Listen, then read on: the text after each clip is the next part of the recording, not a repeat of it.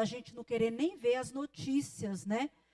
Nós começamos uma fase de notícias ruins com o incêndio lá nos Estados Unidos, né? Que eu nunca nem vi a areia pegar fogo, mas eu vi uma imagem, eu até evito ver, porque eu fico agitada, mas eu vi até a areia pegando fogo, eu nunca vi isso na minha vida. Eu clamei o sangue de Jesus e repreendi, porque não é normal o que aconteceu, né? E depois nós tivemos pestes, incêndios, inundações, furacão. Foi assim um mês muito difícil. Eu acredito que vidas foram levadas com quebra de barragens, tanto quanto a gente perdeu pessoas na pandemia, só que foram cidades devastadas. Morrer 10 mil pessoas em um dia numa cidade, isso não é normal. Atinge toda aquela população, é uma bomba atômica, gente. E nós vivemos esses dias de incertezas, porque como a gente viu o local que não tem como pegar fogo, pegando fogo, então a gente já fica, meu Deus, tem de misericórdia do Brasil, nós não temos nem estrutura para enfrentar um desastre natural, como os irmãos viram, né, no sul. A gente sempre vê essas chuvas mais para o lado do Espírito Santo, né, as pessoas lá já estão meio acostumadas com as enchentes de São Paulo, mas pela primeira vez o sul foi devastado, né? Então a gente fica realmente preocupado. E eu estava pensando o que fazer como cristã, como crente, né? Que a gente está sempre orando. Nas nossas reuniões aqui de quarta-feira, a gente coloca o mundo, coloca os missionários, porque os missionários trabalham muito nessas cidades. Eles procuram, o missionário é uma pessoa muito diferenciada. Eles procuram os piores lugares do mundo. Porque quando a gente pensa em fazer uma mudança, ninguém pensa de ir para o pior lugar do mundo. A gente pensa, como que é a vida lá, como que é a renda per capita, como que é as escolas, né? Se você vai levar a sua família, de mudança, você pensa num local bom, o melhor local. E missionário não. O missionário vai aonde precisa, aonde o Senhor manda, né? Aonde ele recebe no coração o desejo, e não tem quem tira da cabeça deles. E vão mesmo, né? Eu acho muito de Deus, muito bonito. E aí eu fiquei pensando em como impactar, como trabalhar isso, como que eu posso fazer aqui na cidade. E lembrei de um versículo, de uma história, aliás, de Jeremias, que o livro de Jeremias inteiro nós vamos caminhar bastante por ele hoje. Eu queria que os irmãos abrissem primeiramente em Jeremias 29, 13. É um versículo que todos nós sabemos de cor também.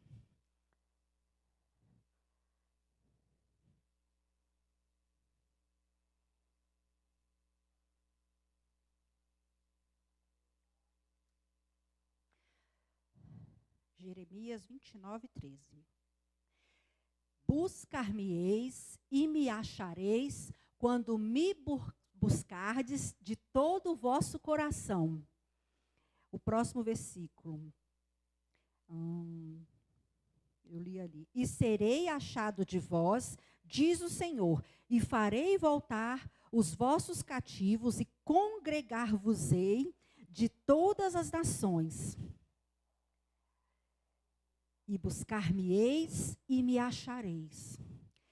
Vamos ler também Isaías 58, 9.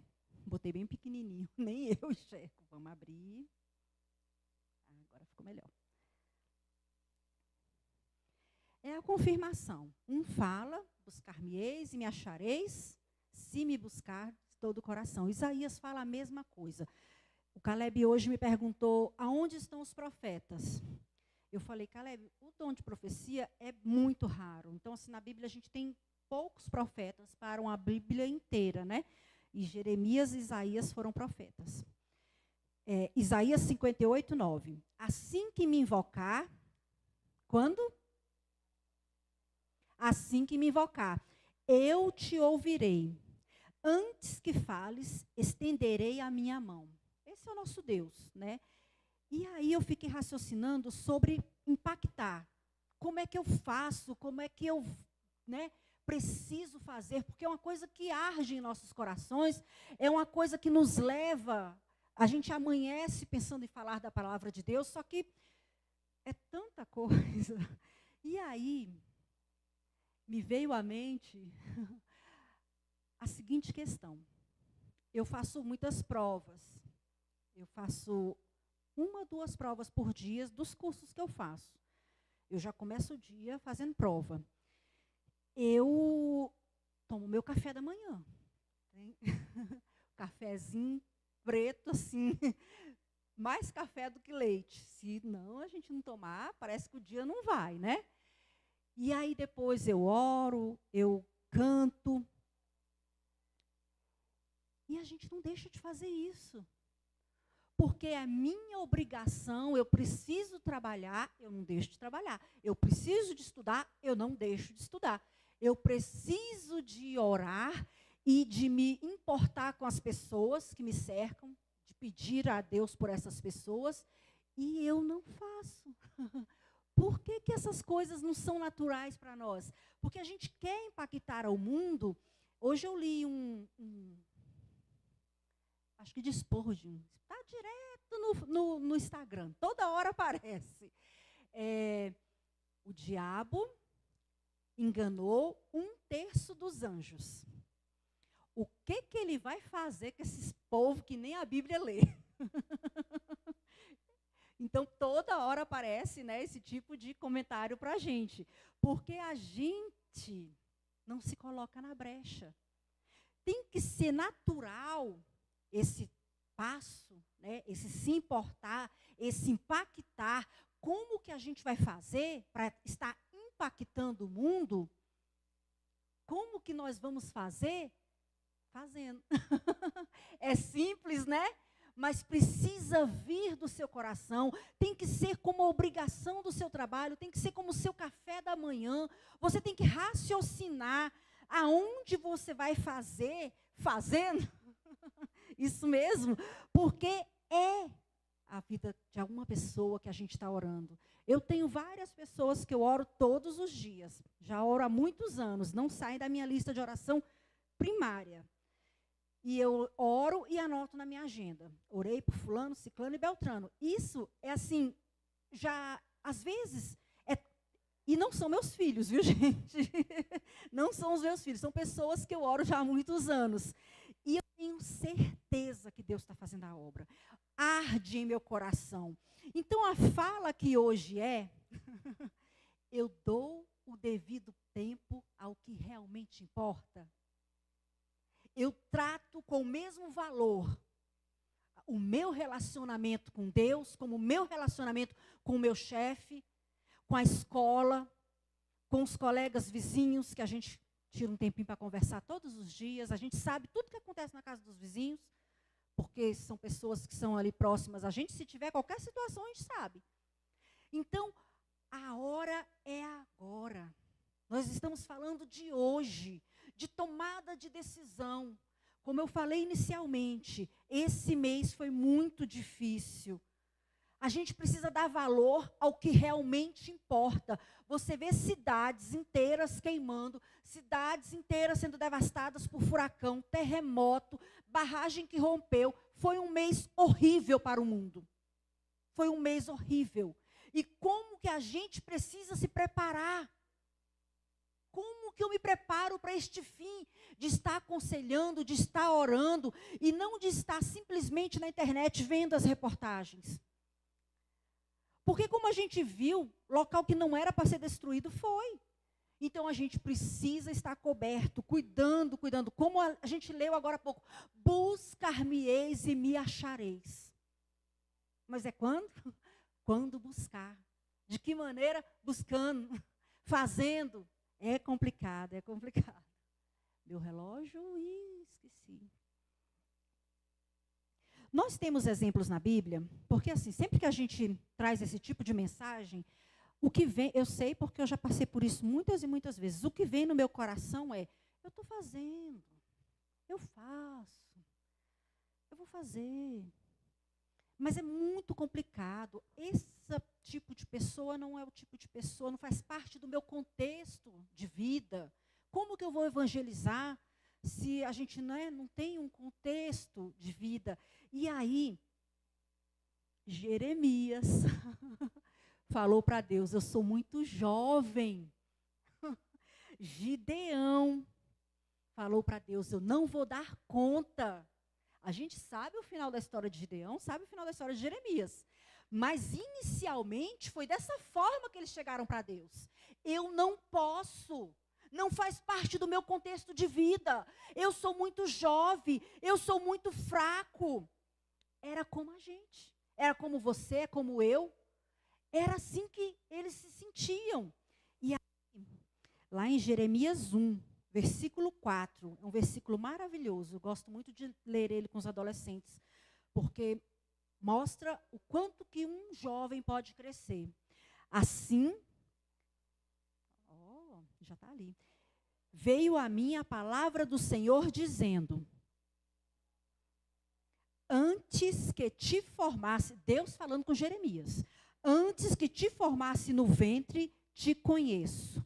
E antes de sair da madre, te santifiquei. Antes dele nascer. Ixi, aí vem um debate grande, né? Que agora tem 4 linhas, pelo que eu vi, de quando que se dá a vida, né? Mas a Keila, ela foi concebida assim, acho que juntou. O meu pai com a minha mãe, no momento que juntou, a Keila era espírito vivente. Eu já era vida. E eu creio que o Senhor me formou no ventre. Vamos de novo. Antes que te formasse no ventre, te conheci. E é na Bíblia que fala isso. Vamos lá. E antes que saístes da madre é o ventre da sua mãe, antes de te dar a luz, te santifiquei. Você pode falar isso para você mesmo? Se apossar dessa palavra. Assim veio a palavra do Senhor dizendo, antes que te formasse no ventre, te conheci. Deus está falando com você. E antes que saísses da madre, te santifiquei, as nações te dei por profeta. Gente, isso é muito difícil. E ele respondeu, então disse eu, Senhor Deus, eis que não sei falar, porque ainda sou um menino. Gente, eu sempre que penso em Jeremias, eu penso num velhinho, né? A gente imagina um velhinho, mas aqui ele não era. Nós estamos lendo Jeremias 1, o chamamento dele, o momento que ele foi chamado.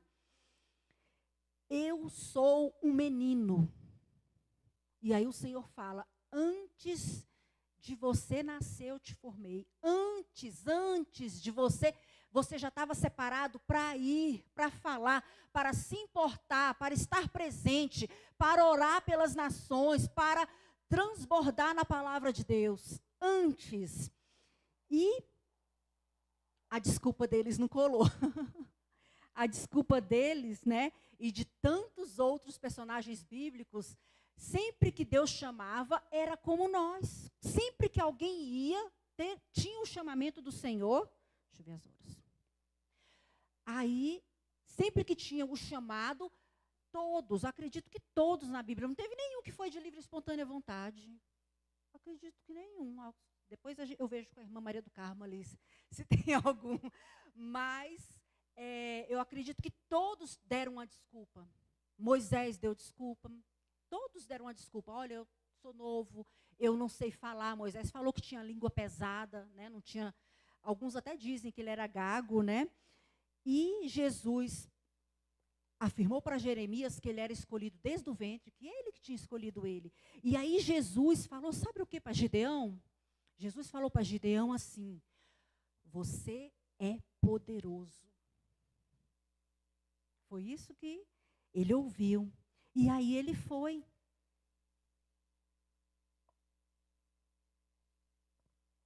Uma coisa que a gente tem que entender é que no momento que a gente se dispõe a fazer a obra do Senhor, o mundo vai vir e vai te falar um não. Você vai ouvir que você não dá conta, as pessoas vão te chamar num canto e falar assim, você desafinou muito nessa música. Por que eu ouvi uma vez, e eu cantava todo domingo no meu aniversário, uma vez por ano na minha igreja, meu pai e minha mãe estão aqui hoje, e era verdade, né? Era uma música do Davizinho, um negócio assim. Saia a mesma música, todo ano, gente, quando eu era criança. E quando eu já estava assim grandinha, uma pessoa me chamou no canto e falou assim, por que você canta desse jeito? Aí eu falei, de que jeito? A sua voz parece voz de homem, é muito grave. Foi um adulto, viu, gente, que me chamou e falou isso. Aí eu, nunca, gente, que criança vai notar que a voz é grossa, né? E eu não cantei mais. Não pedi para cantar no meu aniversário, não cantava em canto nenhum. Meus irmãos cantavam sempre, eu fui cantar muito tempo depois, quando algumas pessoas me incentivaram a cantar. Fiquei calada por muito tempo. Por quê? Porque o mundo vai dizer que você não pode. E hoje eu sei que a minha voz é um contralto maravilhoso. O bom do contralto é ser forte, é ser baixo. E eu amo a minha voz, né? Não tem nada que eu queira fazer que eu não faça com ela. Mas me podou, porque eu era uma criança, né? E o mundo vem e fala, não, não é por aí. Se você fizer isso, não vai ficar bem feito. Jeremias falou, eu sou um menino. E a gente, voltando lá, Isaías 43, eu já falei muito esse versículo com os adolescentes. Isaías 43, 4. Visto que você é precioso e honrado à minha vista, e porque eu o amo. Isso também foi Deus falando. Visto que você é precioso, importa se você é gago, tem a língua pesada, assim como Moisés, importa se você é um menino, assim como Jeremias falou, importa, como Gideão falou, que ele não ia dar conta. Não, porque o Senhor falou para Gideão, você é poderoso. O Senhor falou para Moisés, você vai. Seu irmão Arão vai te ajudar, né? Às vezes precisa de uma ajuda. Você vai fazer, você vai se importar com as pessoas. E aí, o segundo ponto, já estou terminando, viu, gente? É só o primeiro e o segundo. Eu ia colocar o terceiro, mas aí eu falei, não vou ficar no tempo certinho. Segundo ponto, se você não está convencido do seu ir, do seu fazer, do seu dar o ombro, do seu orar, da sua intercessão, aí eu vou te falar uma coisa bem séria. É a sua responsabilidade. É a minha responsabilidade. Estar orando pelas pessoas que eu amo. Nós já conversamos aqui diversas e diversas vezes como ser crente. Como que o cristão age? O que é ser crente? Ser crente é amar. A Bíblia fala, o nosso resumo da Bíblia toda, amar a Deus sobre todas as coisas e o próximo como a mim mesmo. Então, se eu tenho que amar o meu irmão como eu me amo, eu não me machuco, eu cuido de mim, eu zelo pela minha saúde, eu zelo pela minha mente, eu zelo por tudo que eu faço, eu vou zelar do meu irmão. É a minha responsabilidade, é a sua atitude como cristão. Ela precisa ser de se importar com o próximo. Porque é o resumo do nosso manual. É amar a Deus sobre todas as coisas e ao próximo como a mim mesmo. Voltando para aquele versículo maravilhoso. E buscar-me-eis e me achareis. Senhor, eu estou te buscando neste momento, porque o meu irmão, que é a minha carne, ele está passando por essa e essa situação. Como eu falei para vocês, esses dias eu estava meio adoentada, eu recebi no mesmo dia 3 ligações de irmãos que estavam jejuando por mim. E isso me ajudou muito. A Doni deu um testemunho aqui esses dias, que ela estava no hospital, fez uma cirurgia do pé, e as pessoas cantaram no corredor para as pessoas que estavam doentes. E ela sentiu a presença de Deus naquele momento. Num hospital, pessoas que se disponibilizaram a ir, e ela nem viu as pessoas, porque eles cantaram no corredor, cantaram um hino, E ela foi abençoada. E quantos outros não foram abençoados? Tantas pessoas que ficam internadas e não tem condição do parente. Eu estava explicando para o Caleb que o governo disponibiliza passagens. Mas a realidade é tão difícil que a pessoa mora tão longe do CRAS, que para ela ir para o CRAS, ela tem que pegar um ônibus. Como que ela pega um ônibus para pegar a passagem para ir? Algumas enfermeiras até entram em contato comigo e falam, Keila, a gente consegue o dinheiro aqui, mas a pessoa tem que chegar até aqui o hospital. Como que a pessoa chega até o hospital?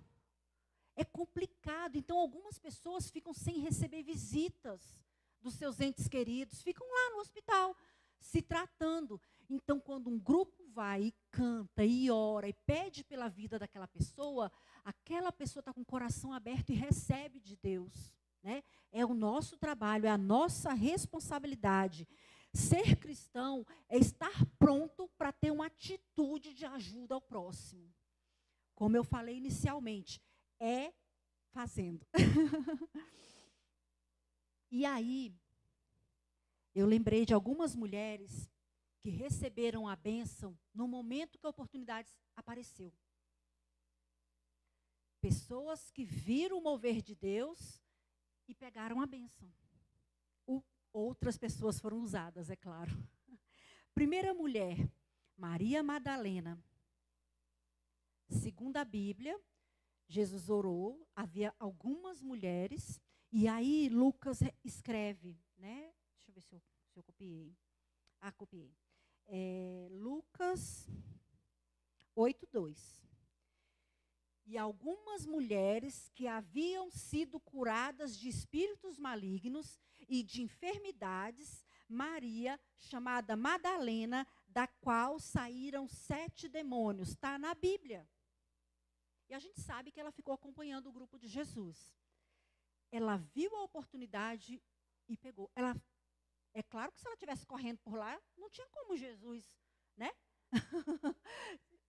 Estender a mão e salvar a vida dela. Ela se aproximou da oportunidade. Outra mulher também que a gente pode raciocinar assim, que ela entrou no barco de Deus, meio que no susto, para salvar a vida, Raabe. Raabe, ela salvou os espias e pediu para que eles salvassem a vida dela e da família dela. E aí, ela agarrou a oportunidade. Ela tinha ouvido falar de que há 40 anos, muito tempo atrás, o povo de Deus tinha devastado Faraó, né, e os carros do Faraó. E ela ia ficar onde? Porque ela estava morando em cima do muro. Ela viu a oportunidade e agarrou a oportunidade. Eu acho que no momento que essas mulheres viram a oportunidade, elas nem sabiam no que elas estavam entrando. Nem Maria Madalena sabia o que era servir ao Senhor Jesus, nem Raabe sabia o que era conviver no meio do povo judeu. Acho que elas não raciocinaram sobre isso, elas foram no susto, né? Mas elas precisavam do Senhor, elas precisavam de alguém que fosse crente, de alguém que tivesse uma atitude de levar a palavra até elas. E a gente sabe que Raabe está na linhagem de Jesus. Uma prostituta está na linhagem de Jesus, né? Aparece lá. É muito lindo, porque a gente sabe que o nosso Deus veio para todos. E a gente fala assim, mas como? Ela era, né? Não era. Ela era uma mulher que precisava de salvação. E o cristianismo é salvação. E quem é que leva a salvação de Jesus? Ai, nós. Não tem outros para levar. Uma coisa que a gente pode raciocinar, quando eu estava escrevendo, eu escrevi esse texto em 22/4/2022, ano passado. Quando eu estava escrevendo esse texto, eu escrevi eu coloquei uma pergunta para mim mesma. Eu sempre faço isso, gente. Meu modo de pensar é meio... Eu escrevi assim, então, Keila, para eu impactar o mundo, meu mundo precisa estar desmoronando, porque é o caso de Raabe e de Maria Madalena. Elas estavam com o mundo desmoronando. E aí eu respondi aqui, botei um não bem grandão, gente. Não! Não precisa. Mas elas estavam com o mundo desmoronando. Assim como seu vizinho pode estar com o mundo desmoronando. Seu irmão está com uma doença crônica. Seu amigo está passando por um divórcio conturbado. O mundo de algumas pessoas estão desmoronando. E quem somos nós? Nós somos as pessoas que não podem dar desculpa. É a nossa responsabilidade amar o próximo como a nós mesmos. Jonas falou, não vou de jeito nenhum. A gente até sabe da historinha. Entrou dentro da barriga do peixe, disse que não ia por nada. Por quê? Porque ele não queria que o povo de Nínive tivesse a oportunidade de conhecer a Deus. Ele não queria que aquele povo viesse a prosperar. E quem somos nós para dizer quem vai e quem não vai? A gente só tem que levar a palavra. Fala na internet, põe um versículo para alguém, manda uma mensagem para outro, né? A gente agora tem recursos. Jeremias falou, eu não quero. Eu sou um menino, eu não dou conta. E o Senhor falou, eu te escolhi desde o ventre, né? Então, muitas pessoas falaram a mesma coisa. E eu queria terminar lendo o Salmo 139.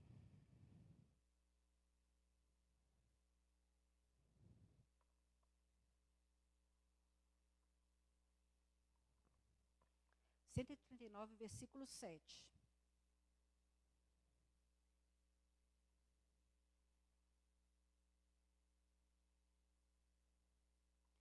É mais ou menos explicando para vocês que não tem jeito de correr. Quando a gente conhece a Deus, a gente tem que ser um pequeno Cristo. Conheceu a Cristo? Ser um pequeno Cristo. Então, não tem para onde ir. Você precisa levar a palavra. É sua responsabilidade. Para onde me irei? Tá ali. Para onde me ausentarei do teu espírito? Para onde fugirei da tua face? Se subir ao céu, lá estás. Se faço a minha cama no mais profundo abismo, lá estás também. Não tem como, gente. Deus está em todos os lugares. Ele é onisciente, onipotente, onipresente. Se subo aos céus, lá estás. Se faço a minha cama no mais profundo abismo, lá estás também. Se tomo as asas da alvorada e me detenho nos confins dos mares, ainda lá me haverá de guiar a tua mão, e a tua destra me sustentará.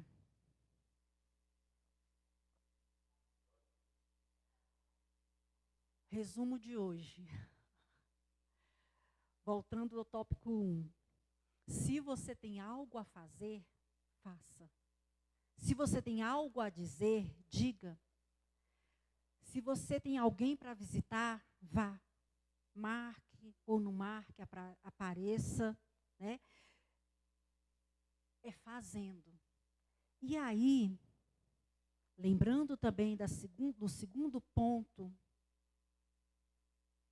lembrando de Dorcas, né? Que ela tinha aquele dom maravilhoso de servir.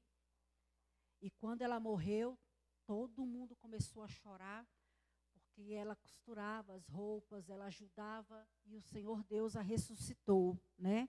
Porque ela servia. Então, a sua responsabilidade, primeiro é faça. Faça algo. Comece amanhã. Mande uma mensagem para alguém. São tantas pessoas da nossa família que precisam de oração. Jejue uma parte da manhã por essa pessoa. É uma doença crônica, não tem laudo, os médicos ainda não deram laudo, não importa. É o nosso Deus. Quantos milagres a gente já viu, né? Então, se o seu chamado é cuidar, faça. É sua responsabilidade. Se o seu chamado é limpar, limpe. É sua responsabilidade. Se o seu chamado é falar, é cantar, é ir visitar, é direcionar as pessoas. Se você é uma pessoa conhecida por dar bons conselhos, Débora era assim. Débora, ela aconselhava. Ela aconselhava todo mundo, ela aconselhava general de guerra. Porque ela tinha bons conselhos, ela fazia. E eu já falei com vocês aqui, não é da noite para o dia. Você vai adquirindo, né? E aí eu terminei de novo falando comigo mesma. Keila, gente, eu não me aguento, não. Eu coloquei aqui, Keila, eu não sei o que fazer com a minha vida. Aí eu terminei, siga o manual. Eu escrevi isso tem 1 ano, gente. Então, assim, o nosso devocional, o nosso tempo com Deus, é o que a gente mais tem de precioso. Não tem como a gente estar na presença de Deus e não entender do nosso manual, nosso manual de instruções. Eu queria chamar a equipe do louvor.